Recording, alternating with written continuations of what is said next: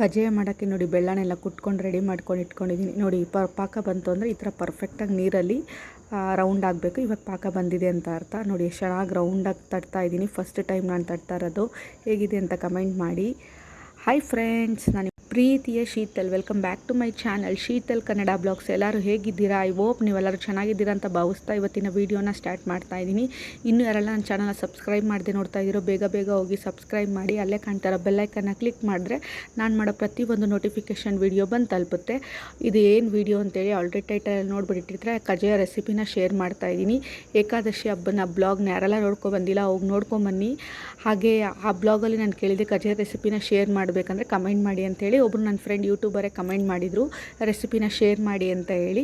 So ಅದಕ್ಕೋಸ್ಕರ ನಾನು ರೆಸಿಪಿನ ಶೇರ್ ಮಾಡ್ತಾ ಇದ್ದೀನಿ. ಹೇಗೆ ಮಾಡೋದು ಅಂತ ಹೇಳಿ ಬನ್ನಿ ತೋರಿಸ್ಕೊಡ್ತೀನಿ. ಒಮ್ಮೆ ಮಾಡ್ತಾ ಇರೋದು ಇದು ಬಾರಿ ನಾನು ಅಕ್ಕಿನ ಮಾತ್ರ ನೆನೆ ಹಾಕ್ತಾ ಇರೋದು. ಇದು ಥರ್ಸ್ಡೇ ನೈಟ್ ಅಕ್ಕಿನ ನೆನೆ ಹಾಕ್ತಾ ಇದ್ದೀನಿ. ಸೊಸೈಟಿ ಅಕ್ಕಿ ಇದು ಕರೆಕ್ಟಾಗಿ 3.5 kg ಅಕ್ಕಿನ ಕರೆಕ್ಟಾಗಿ ತೂಕ ಹಾಕ್ಕೊಂಡು ತೊಗೊಂಡಿದ್ದು. ನಿಮ್ಮ ಮನೇಲಿ ದೊಡ್ಡ ಪಾವು ಇರುತ್ತೆ ನೋಡಿ, ಅದರಲ್ಲಿ 3.5 ಪಾವು ಹಾಕ್ಕೊಳ್ಳಿ. ದೊಡ್ಡದು ಇರುತ್ತಲ್ಲ ಆ ಥರದಲ್ಲಿ. ಇವಾಗ ಚೆನ್ನಾಗೇ ಇದನ್ನು ತೊಳೆದು ಒಂದು 3 ಟೈಮ್ ತೊಳೆದು ಎತ್ತಿಕ್ಕೊಂಬಿಡಿ. ಇದನ್ನು ಥರ್ಸ್ಡೇ ನೈಟು ತೊಳೆದು ಎತ್ತಿಕೊಂಡ್ರೆ ಮತ್ತು ಫ್ರೈಡೇ ಮಾರ್ನಿಂಗು ಇದೇ ಥರ ತೊಳೆದು 3 ಸತಿ ಎತ್ತಿಟ್ಕೊಳ್ಳಿ ಸೈಡ್ಗೆ. ಮತ್ತೆ ಫ್ರೈಡೇ ನೈಟು ಹಂಗೆ ಮಾಡ್ಕೊಳ್ಳಿ. ಮಾರ್ನಿಂಗ್ ಮಾಡಿರ್ತೀರ ಅದೇ ಥರ ಫ್ರೈಡೇ ನೈಟು ಹಂಗೆ ಮಾಡ್ಕೊಳ್ಳಿ. ಸ್ಯಾಟರ್ಡೇ ಮತ್ತು ಬೆಳಗ್ಗೆ ತೊಳೆದು ಇದನ್ನು ಸ್ವಲ್ಪ ಇದು ಸೋಸೋದು ಬರುತ್ತಲ್ವಾ, ಅದಲ್ಲಿ ಅಕ್ಕಿನೆಲ್ಲ ಸೋಸೋ ಥರ ಹಾಕ್ಬಿಡಿ ಒಂದು ಸ್ವಲ್ಪ ಹೊತ್ತು. ಆಮೇಲೆ ಒಂದು ಕಾಟನ್ ಬಟ್ಟೆ ತೊಗೊಳ್ಳಿ. ಇದು ಪಂಚೆ ಬಟ್ಟೆ ಬರುತ್ತಲ್ಲ ಅದರಲ್ಲಿ, ಅಂದರೆ ಯಾವ್ದಾರ ಕಾಟನ್ ಬಟ್ಟೆನ ಅಲ್ಲಿ ಅಕ್ಕಿನ ಮನೆಯೊಳಗಡೆ ಒಣಗಾಕಬೇಕು. ಅದನ್ನು ಕ್ಲಿಪ್ಪಿಂಗ್ನ ಡಿಲೀಟ್ ಮಾಡಿಬಿಟ್ಟಿದ್ದೀನಿ. ಅದು ಡಿಲೀಟ್ ಆಗೋಗ್ಬಿಟ್ಟಿದೆ. ಸಾರಿ, ಕ್ಲಿಪ್ಪಿಂಗ್ನ ತೊಗೊಂಡಿದ್ದೆ ಹೆಂಗೋ ಡಿಲೀಟ್ ಆಗಿಬಿಟ್ಟಿದೆ. ಸೊ ಅದನ್ನು ನಾನು ಹಂಗೆ ಹೇಳ್ತಾ ಇದ್ದೀನಿ. ಹಾಕ್ಮೇಲೆ ನೀರೆಲ್ಲ ಸೋರ್ಕೊಂಡ್ಮೇಲೆ ಅದನ್ನು ಒಂದು ಕಾಟನ್ ಬಟ್ಟೆ ಮೇಲೆ ಹಾಕಿ, ಹಾಗೆ ನನ್ನ ತಂಗಿ ವೀಡಿಯೋ ಮಾಡ್ತಾ ಇದ್ಲು ಇದನ್ನು. ಸೊ ಅದಕ್ಕೆ ನಗ್ತಾ ಇದ್ರು. ನೆಕ್ಸ್ಟ್ ಡೇ ಸ್ಯಾಟರ್ಡೇ 2 ಡೇಸ್ ಬಿಟ್ಟು ಸ್ಯಾಟರ್ಡೇ ವೀಡಿಯೋನ ಕಂಟಿನ್ಯೂ ಮಾಡ್ತಾ ಇದ್ದೀನಿ. ನಮ್ಮ ಅಮ್ಮ ಬಂದಿದ್ರು ಮಾಡ್ಕೊಡೋಕ್ಕೆ ಅಂತ ಹೇಳಿ ನೋಡಿ. ಥರ್ಸ್ಡೇ ವೀಡಿಯೋ ಮಾಡಿದ್ದಕ್ಕೆ ಮತ್ತು ಸ್ಯಾಟರ್ಡೇ ವೀಡಿಯೋನ ಕಂಟಿನ್ಯೂ ಮಾಡ್ತಾ ಇದ್ದೀನಿ. ಏಲಕ್ಕಿ ಒಂದು 25 ಏಲಕ್ಕಿನ ಎತ್ಕೊಂಡಿದ್ದೆ 3.5 kg ಅಕ್ಕಿಗೆ. ಅದ್ರಲ್ಲಿ ಸ್ವಲ್ಪ ಒಂದು 1/4 kg ಅಷ್ಟು ಹೊಟ್ಟೋಗ್ಬಿಡುತ್ತೆ ಅಂದ್ಕೊಳ್ಳಿ. ಅರ್ಧ kg ಅಷ್ಟೇ ಹೋಗ್ಬಿಡುತ್ತೆ ಅಕ್ಕಿ ಅದೆಲ್ಲ ಜಲ್ದಿ ಮಾಡಿದಾಗ. ಇವಾಗ ನೋಡಿ ಬೆಲ್ಲನೆಲ್ಲ ಕುಟ್ಕೊಂಡು ಇಟ್ಕೊಂಡಿದ್ದೀನಿ. ಇದು 2.5 kg ಬೆಲ್ಲನ, 3.5 kg ಅಕ್ಕಿಗೆ 2.5 kg ಬೆಲ್ಲನ ನಮ್ಮಮ್ಮ ಆ ಅಳತೆಯಲ್ಲಿ ನನಗೆ ಹೇಳಿದ್ರು. ನಾನು ನಿಮಗೆ ಈ ವಿಡಿಯೋದಲ್ಲಿ ಹೇಳ್ತಾ ಇದ್ದೀನಿ ನೋಡಿ. ಅಲ್ಲಿ ನನ್ನ ತಂಗಿ ಎಲ್ಲ ಗ್ರೈಂಡ್ ಮಾಡಿಕೊಡ್ತಾ ಇದ್ಲು ಮಿಕ್ಸಿಲಿ. ಇಲ್ಲಿ ನಮ್ಮಮ್ಮ ಎಲ್ಲನೂ ಇದು ಮಾಡ್ತಾಯಿದ್ರು. ಅದು ಬಿಸಿ ಇದ್ದಾಗೇ ಮಾಡ್ಕೋಬೇಕಂತೆ. ಒಂದು ತಟ್ಟೆ ಎಲ್ಲ ಚೆನ್ನಾಗಿ ಜಲ್ಡಿ ಮಾಡಿಬಿಟ್ಟು ಅದನ್ನು ಹಂಗೆ ಅಮ್ಕಿ ಇಡ್ತಾಯಿದ್ರು. ಇವಾಗ ಫೈನಲಿ ಅದೆಲ್ಲ ಆದಮೇಲೆ ನಮ್ಮ ಪಾಕ ಮಾಡೋಣ ಅಂತ ಹೇಳಿ ಇಡೋಣ ಅಂತ ಹೇಳ್ತಾಯಿದ್ರು. ಇವಾಗ ನೋಡಿ, ಇಲ್ಲಿ ಎಳ್ಳು 50 ಗ್ರಾಮ್ ಅಷ್ಟು ತೊಗೊಂಡಿದ್ದಾರೆ. ಎಳ್ಳು ನೀವು ಬೇಕಾದ್ರೆ ಜಾಸ್ತಿ ಕ್ವಾಂಟಿಟಿಲಿ ತೊಗೋಬೋದು. 50 ಗ್ರಾಮ್ ಎಳ್ಳು, 50 ಗ್ರಾಮ್ ಸಾಸಿವೆ ಎರಡೂ ಮಿಕ್ಸ್ ಮಾಡಿಬಿಟ್ಟಿದ್ದೆ. ನಾನು ಆಮೇಲೆ ವೀಡಿಯೋ ಮಾಡೋಣ ಅಂತ ಹೇಳಿ ಗ್ಯಾಪ್ನ ಬಂತು. ಸರಿ, ನಮ್ಮ ಅಮ್ಮ ಇಲ್ಲಿ ಕುತ್ಕೊಂಡಿದ್ರು, ಹಂಗೆ ವೀಡಿಯೋನ ಕ್ಲಿಪ್ಪಿಂಗ್ನ ತೊಗೊಂಡೆ. ಇವಾಗ ನೋಡಿ ಬೆಲ್ಲ ಪಾಕಕ್ಕೆ ಇಟ್ಬಿಟ್ಟು ಕುತ್ಕೊಂಡಿದ್ದಾರೆ ಇಲ್ಲಿ ನೋಡಿ. ಅಷ್ಟು ಅದು ದೊಡ್ಡದಾಗಿ ಕಾಣಿಸ್ತಾ ಇದೆ ಪಾತ್ರೆ. ಅದು ಅಗ್ಲವಾಗಿ ಇಟ್ಕೊಂಡ್ರೆ ತಿರುವಾಕೆಲ್ಲ ಈಸಿ ಆಗುತ್ತೆ ಅಂತೇಳಿ ಅಗ್ಲವಾಗಿ ಪಾತ್ರೆ ಇಟ್ಕೊಂಡಿದ್ದೀವಿ ನೋಡಿ. ಇಲ್ಲಿ ಪಾಕ ಕುದೀತಾ ಇದೆ.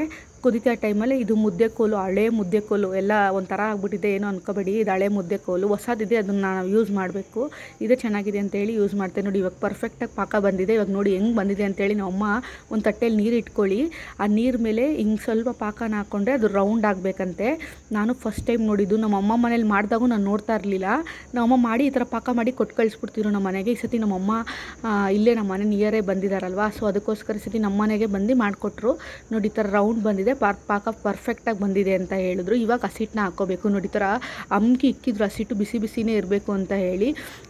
ಇದು ಈ ಕಡೆ ಏನಪ್ಪ, ಅಂಗಡೀಲಿ ಹಾಕಿಸ್ಕೊಂಬಂದ್ಬಿಟ್ರೆ ಇದು ರಾಗಿ ಮಿಷಿನಲ್ಲಿ ಅದೇನೇನೋ ಚಕ್ಕೆ ಥರ, ಅದೇನೇನೋ ಪೀಸ್ ಥರ ಎಲ್ಲ ಬೀಳುತ್ತೆ. ರಾಗಿ ಹಸಿಟ್ಟಲ್ಲೇ ಬಿದ್ದುಬಿಡುತ್ತೆ. ಜಲ್ದಿ ಮಾಡ್ಕೊಂಡು ನಾವು ಪ್ರತಿ ಸತಿ ರಾಗಿ ಹಸಿಟ್ಟು ಮುದ್ದೆ ಮಾಡಿದಾಗೂ ಜಲ್ದಿ ಮಾಡ್ಕೊಂಡು ಮುದ್ದೆ ಮಾಡ್ತೀರಿ.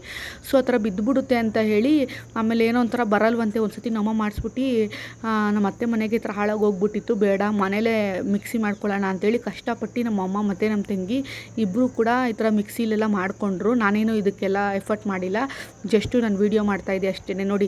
ಒಬ್ಬರು ಹಸಿಟ್ಟು ಹಾಕ್ತಾಯಿದ್ರೆ ಇಲ್ಲಿ ಚೆನ್ನಾಗೆ ತಿರುಗ್ತಾ ಇರಬೇಕು. ಆ ಕಡೆ ಎಳ್ಳು ಮತ್ತು ಗಸಗಸೆನೂ ಕೂಡ ಪ್ಯಾನಲ್ಲಿ ಹುರ್ಕೊಂಡಿದ್ರು ನಮ್ಮಮ್ಮ.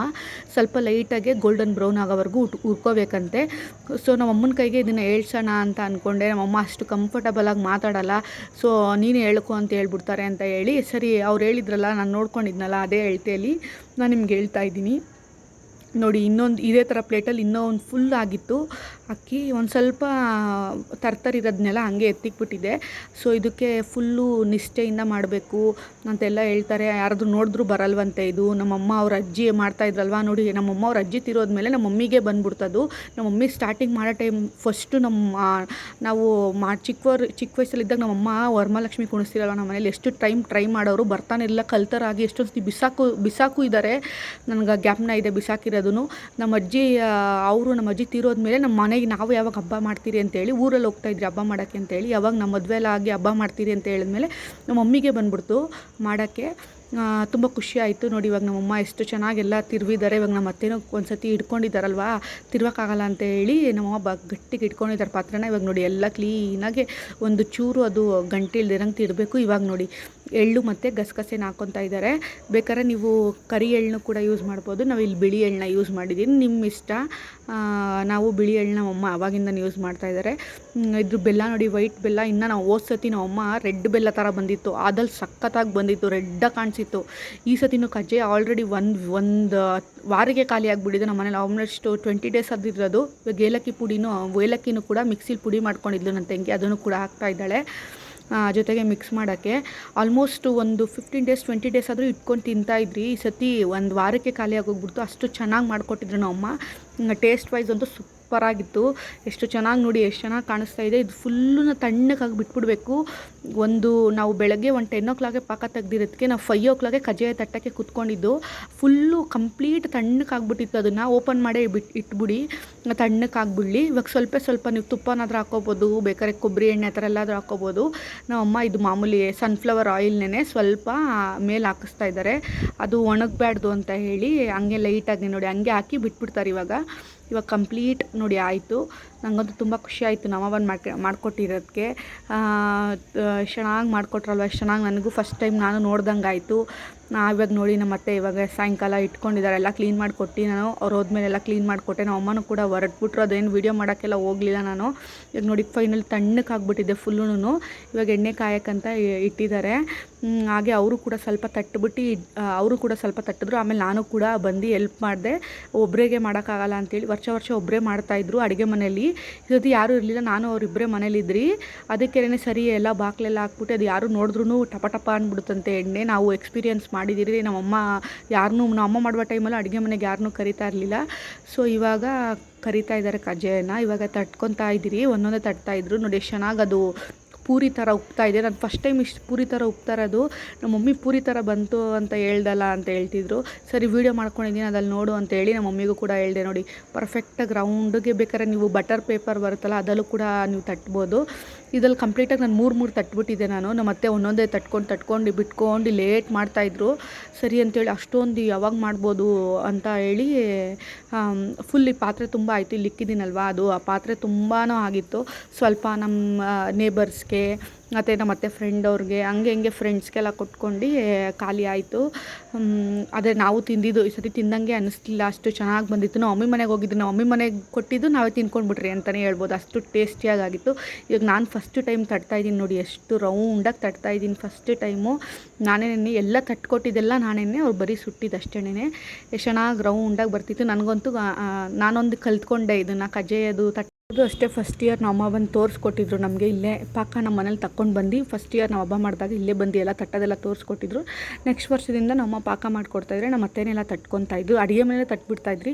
ಈ ಸತಿ ಗ್ಯಾಸ್ ಸ್ಟವ್ನ ಈಚೆ ತೊಗೊಂಬಂದ್ಬಿಟ್ಟಿದ್ರಿ ನಮ್ಮ, ಯಾಕಂದರೆ ಪಾಕ ಇಲ್ಲೇ ತೆಗಿಯೋಕ್ಕೆ ಬಂದ್ರಲ್ಲ. ಅಡುಗೆ ಮನೆ ಸ್ವಲ್ಪ ಚಿಕ್ಕದಾಗಿದ್ದರಿಂದ ನಿಂತ್ಕೊಂಡೆಲ್ಲ ತಿರ್ವಕ್ಕಾಗಲ್ಲ ಅಂತ ಹೇಳಿ, ಅದು ಸ್ವಲ್ಪ ನಮ್ದು ಹೈಟಾಗಿದೆ ಕಾಣಿಸಲ್ಲ ಅಂತ ಹೇಳಿ, ಪಾತ್ರೆ ದೊಡ್ಡದಾಗಿದೆ ಕಾಣಿಸಲ್ಲ ಅಂತೇಳಿ ಹಾಲಿಗೆ ತೊಗೊಂಬಂದು ಇಟ್ಕೊಂಬಿಟ್ಟಿದ್ರಿ. ಆಲ್ಮೋಸ್ಟ್ ನಾವು ನಾನ್ ವೆಜ್ ಒಳಗಡೆ ಮಾಡ್ತಾ ಇರಲಿಲ್ಲ. ಅವಾಗ ಹಾಲಲ್ಲೇ ಅಡುಗೆ ಮಾಡ್ತಾಯಿದ್ವಿ. ನಾನ್ ವೆಜ್ ಮಾಡಿದಾಗ ಬರೀ ಮಟನ್ ಮಾತ್ರ ಒಳಗಡೆ ಮಾಡ್ತಾಯಿದ್ದಿಲ್ಲ. ಅವಾಗೂ ಹಿಂಗೆ ಗ್ಯಾಸ್ ಸ್ಟವ್ ನನಗೇನೋ ಒಂಥರ ಆಯ್ತು ತೊಗೊಂಬಂದು ಹಾಲಲ್ಲೆಲ್ಲ ಇಟ್ಕೊಳ್ಳೋಕ್ಕೆ. ಇವಾಗ ಸಡನ್ನಾಗಿ ಯಾರಾದರೂ ಬಂದುಬಿಟ್ರು ಅಂದ್ರೂ ಎಲ್ಲ ಎತ್ಕೊಂಡು ಹೋಗೋಕ್ಕಾಗಲ್ಲ, ಅವ್ರ ಮುಂದೆನೇ ಮಾಡಬೇಕು ಅಂತ ಹೇಳಿ ಒಂಥರ ಅನ್ನಿಸ್ತಿತ್ತು. ಇವಾಗ ನೋಡಿ ನಮ್ಮ ಅತ್ತೆ ಒಂದೊಂದೇ ಬಿಡ್ತಾಯಿದ್ದಾರೆ. ಇವಾಗ ನಾನು ದೊಡ್ಡದಾಗಿ ತಟ್ಟಿದೆ ರೌಂಡಾಗಿ ಇರಲಿ ಅಂತ ಹೇಳಿ.